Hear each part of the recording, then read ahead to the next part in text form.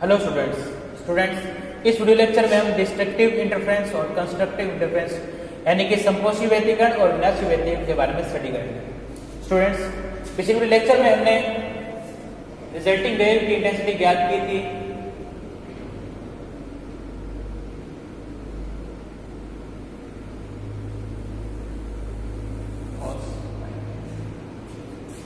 और इस इक्वेशन से आप समझ सकते हो कि इस इंटेंसिटी आई की वैल्यू इस cos फाई पर डिपेंड करेगी, राइट। और cos फाई की वैल्यू जो होगी वो फाई पर डिपेंड करेगी और फाई जो है वो इस पार्ट डिफरेंस पर डिपेंड करेगा।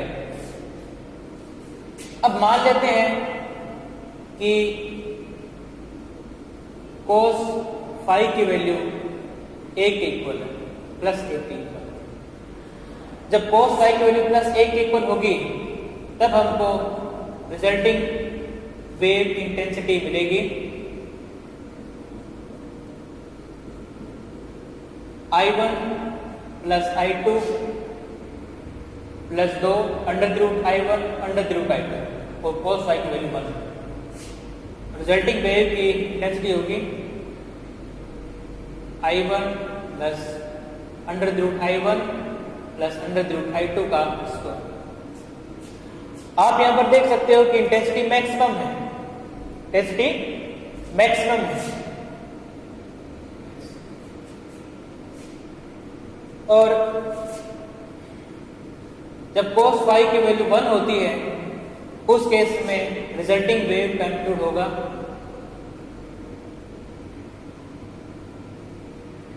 आई को आप लिख सकते हो के E0 R स्क्वायर। I1 को आप लिख सकते हो के E0 1 स्क्वायर। I2 लिख सकते हो के E0 2 स्क्वायर। तो यदि आप इनकी वैल्यू इसमें पुट करोगे तो आपके पास आ जाएगा के E0 R square under root के E0 1 स्क्वायर और अंडर रूट के E0 2 स्क्वायर का स्क्वायर।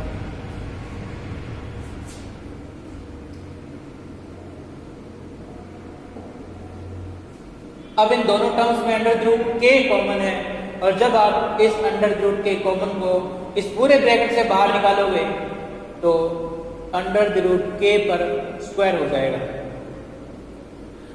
और अंदर आपके पास बचेगा E0 1 स्क्वायर का अंडर द रूट और E0 2 स्क्वायर का अंडर द रूट। ये स्क्वायर और अंडर रूट आपस में कैंसिल हो जाएगा और के से के आपस में कैंसिल हो जाएगा।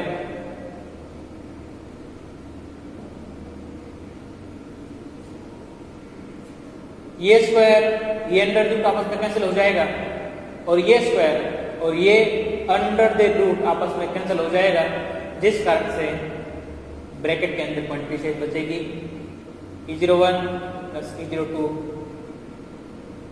का स्क्वायर और ये स्क्वायर आपस में कैंसिल हो जाएगा और इस कारण से आपको रिजल्टिंग वेव का मैक्सिमम एम्पलीट्यूड मिलेगा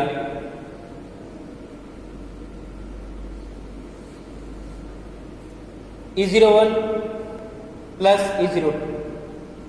आप यहां पर देख सकते हो कि जब cos फाई की वैल्यू 1 होती है तो रिजल्टिंग वेव की इंटेंसिटी और एम्पलीट्यूड दोनों मैक्सिमम होते हैं।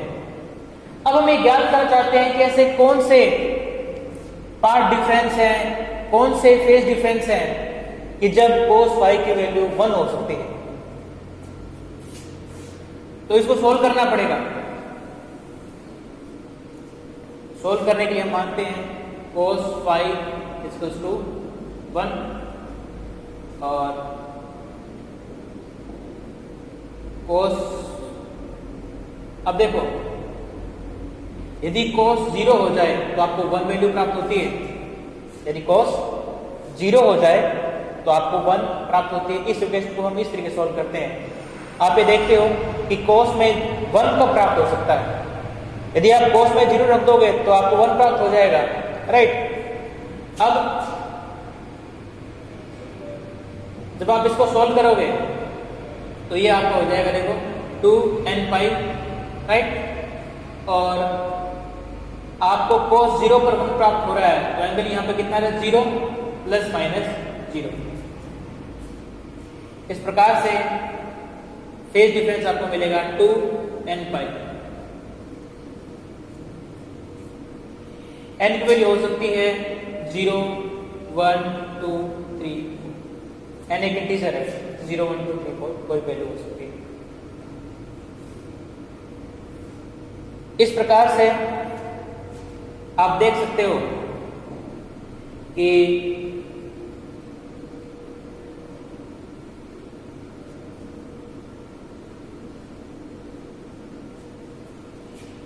यदि फेज डिफरेंस 2 पाई का n मल्टीपल हो, n क्या है, इंटीजर है, यानी इंटीजर मल्टीपल हो, इंटीजर का मतलब 0, 1, 2, 3, तो आपको उन फेज डिफरेंस के लिए संपोषी व्यतिकरण यानी कि कंस्ट्रक्टिव इंटरफेरेंस प्राप्त होगा।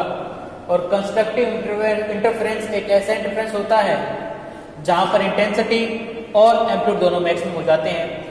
इंटेंसिटी को आप इस इक्वेशन के द्वारा रिप्रेजेंट करोगे और एम्पलीट्यूड को आप इस इक्वेशन के द्वारा रिप्रेजेंट करोगे। आप यहाँ पर देख सकते हो कि जब कंस्ट्रक्टिव इंटरफेरेंस होता है तब दोनों एम्पलीट्यूड आपस में जुड़ जाते हैं और इस प्रकार से आपको उन पॉइंट्स पर मैक्सिमम इंटेंसिटी और मैक्सिमम एम्पलीट्यूड प्राप्त होता है। अब हम फेज डिफरेंस के अलावा पार्ट डिफरेंस ज्ञात करना चाहेंगे कि पार्ट डिफरेंस कैसा होना चाहिए, यानी कि इस पॉइंट ये जो यहां से लेकर यहां की जो डिस्टेंस है ये कितनी होनी चाहिए कि आपको उन पॉइंट्स पर यानी कि P पॉइंट पर आपको कंस्ट्रक्टिव इंटरफेरेंस मिले।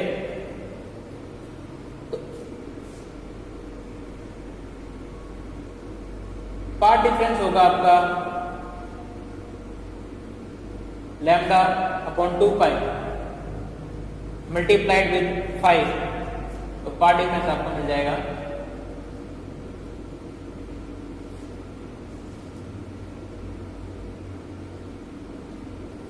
n lambda. इसको आप इस तरीके से लिख सकते हो,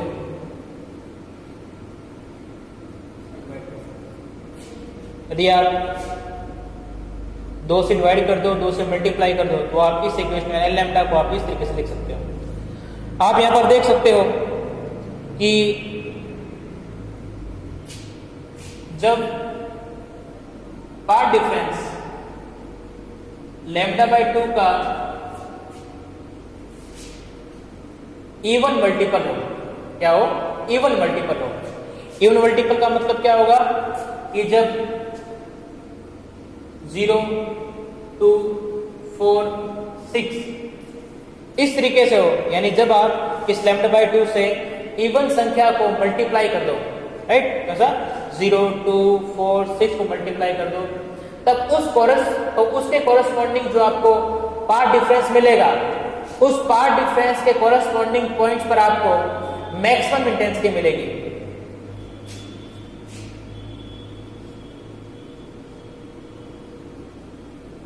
क्या मिलेगा, मैक्सिमम इंटेंसिटी मिलेगी, राइट। इसका मतलब ये है कि कंस्ट्रक्टिव इंटरफेरेंस के लिए आवश्यक है कि पार्ट डिफरेंस लैम्डा बाई 2 का इवन मल्टीपल हो, राइट। अब हम ज्ञात करेंगे कि डिस्ट्रक्टिव इंटरफेरेंस के लिए इंटेंसिटी और एम्पलीट्यूड कैसे चेंज होता है और जो पार्ट डिफरेंस है वो कितना होना चाहिए। यदि cos फाई की वैल्यू -1 के इक्वल हो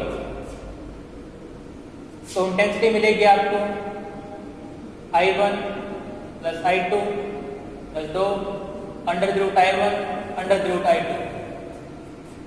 cos फाई की वैल्यू -1 है इसलिए यहां पर आएगा माइनस। जब आप इसको सोल्व करोगे तो आपका हो जाएगा under the root I1 minus under the root आप यहां पर देख सकते हो कि इंटेंसिटी कम हो रही है, इंटेंसिटी जब माइनस आ रहा है यानी दोनों लाइट सोर्स की इंटेंसिटी आपस में मिलकर कम कर, यानी रिजल्टिंग वेव की इंटेंसिटी कम कर रही है। क्या हो रहा है कि जो इंसिडेंट होने वाली जो वेव है, ये जो S1 और S2 से चलने वाली जो वेव है, ये आपस में मिलकर एक दूसरे की इंटेंसिटी को कम कर रही है, जिस कारण से रिजल्टिंग वेव की इंटेंसिटी कम हो जाएगी और जहां पर इंटेंसिटी कम हो जाती है उसको हम बोलते हैं डिस्ट्रक्टिव इंटरफेरेंस यानी कि विनाशी व्यतिकरण। राइट, विनाशी। अब यदि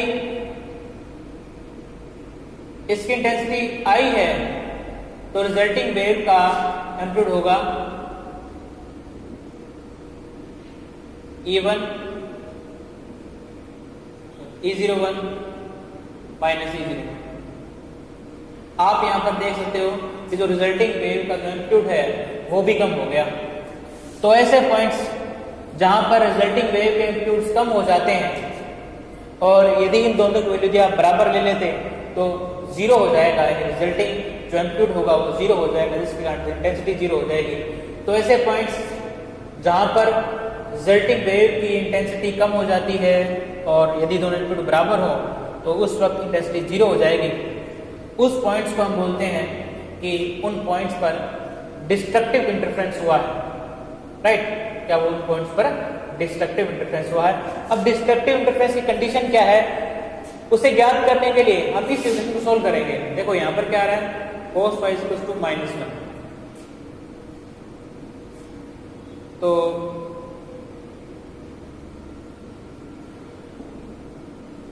-1 cos में कब प्राप्त होता है, जब cos पाई हो। राइट, cos पाई की वैल्यू कितनी, -1 होती है। और जब आप इसको सोल्व करोगे तो फाई की वैल्यू आएगी 2n pi plus minus pi. n की वैल्यू कितनी है, 0 1 2 3। अब देखो जब n की वैल्यू आप 0 रखोगे तो फाई की वैल्यू कितनी आ जाएगी, ये तो 0 हो जाएगा, प्लस माइनस पाई यानी कि प्लस पाई और माइनस। ठीक इसी प्रकार से जब आप n की वैल्यू 1 रखोगे तो फाई की वैल्यू कितनी आ जाएगी, 2 पाई। जब आप प्लस रखोगे तो कितना आ जाएगा, ये 3 पाई। और जब आप इसमें माइनस रखोगे तो प्लस माइनस 2 है इसमें, तो माइनस रखोगे तो वैल्यू आ जाएगी पाई। जब आप n 2 रखोगे तो कितना हो जाएगा, तो जो फाई की वैल्यू है वो आ जाएगी आपके पास, 2 रखोगे 2 2 4 हो गए पाई और प्लस माइनस पाई यानी 4 पाई प्लस पाई। एक बार प्लस ले लो आप, ठीक, अगर प्लस लोगे तो 4 पाई प्लस पाई कितना होगा, 5 पाई। और माइनस ले लोगे तो कितना हो जाएगा, 4 pi minus pi equals to 3। ठीक इसी प्रकार से जब आप n की वैल्यू 3 रख लोगे तब आपके पास वैल्यू आएगी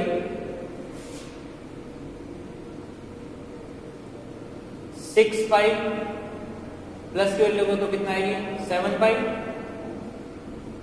और माइनस की वैल्यू अगर आप लोगे तो आपके पास आएगा 5 पाई। तो अब आप देख सकते हो कि पाई, 3 पाई, 5 पाई, 7 पाई, ये सभी के सभी पाई के ऑड मल्टीपल्स हैं। तो इस प्रकार से जब पाई के ऑड मल्टीपल्स होंगे तो आपको वहां पर डिस्ट्रक्टिव इंटरफेरेंस प्राप्त होगा।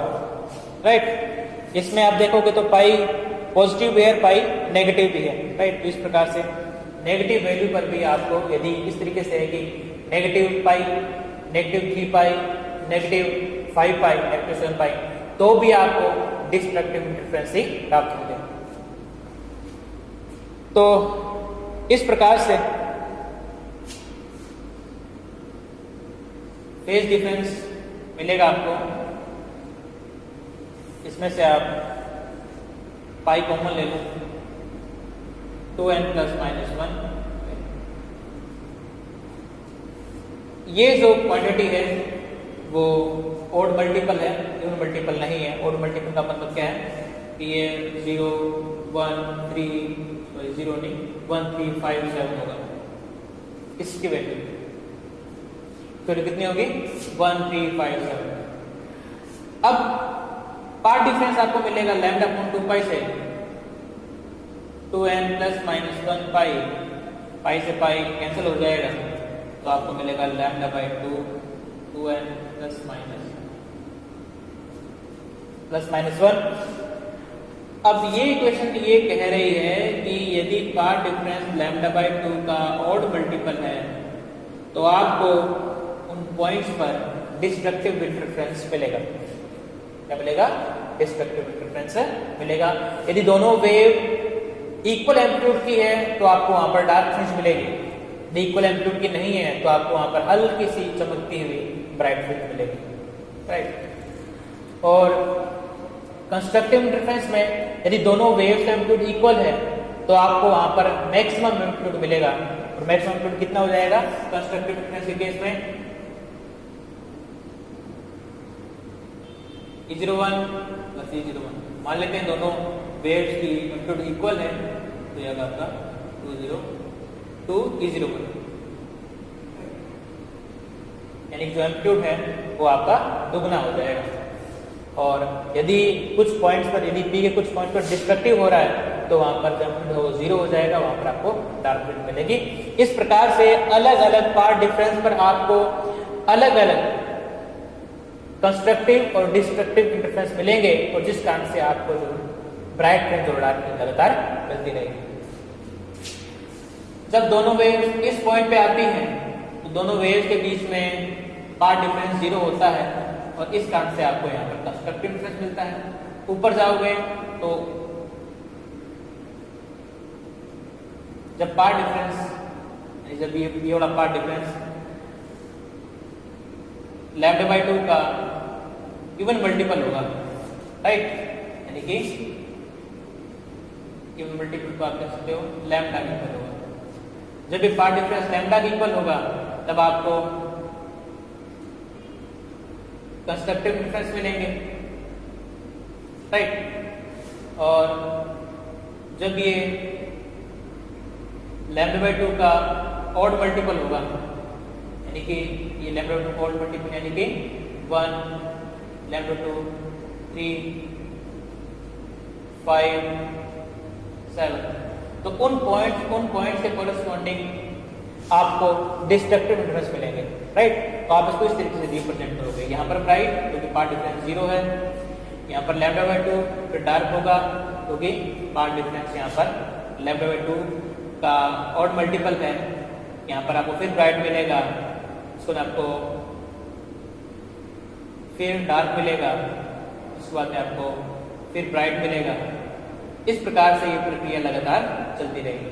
ठीक इसी प्रकार से आप नीचे वाले पॉइंट्स पर भी ज्ञात कर सकते हो कि lambda by 2 lambda 3 lambda by 2, उसके बाद में कितना हो गया 2 लैम्डा। यहाँ पर आपको ब्राइट फ्रिंज मिलेगी, यहाँ पर डार्क, फिर ब्राइट और फिर आपको डार्क। इस तरीके से आपको ब्राइट डार्क फ्रिंज लगातार मिलती जाएंगी, क्योंकि कहीं पर कंस्ट्रक्टिव होगा तो कहीं पर डिस्ट्रक्टिव इंटरफेरेंस होगा। तो स्टूडेंट्स इस प्रकार से जो लेक्चर में आपने कंस्ट्रक्टिव और डिस्ट्रक्टिव इंटरफेरेंस समझा, नेक्स्ट लेक्चर में हम बात करेंगे कि इसमें एनर्जी किस तरीके से कंजर्व रहती है, एनर्जी का लॉस नहीं होगा। Thank you student.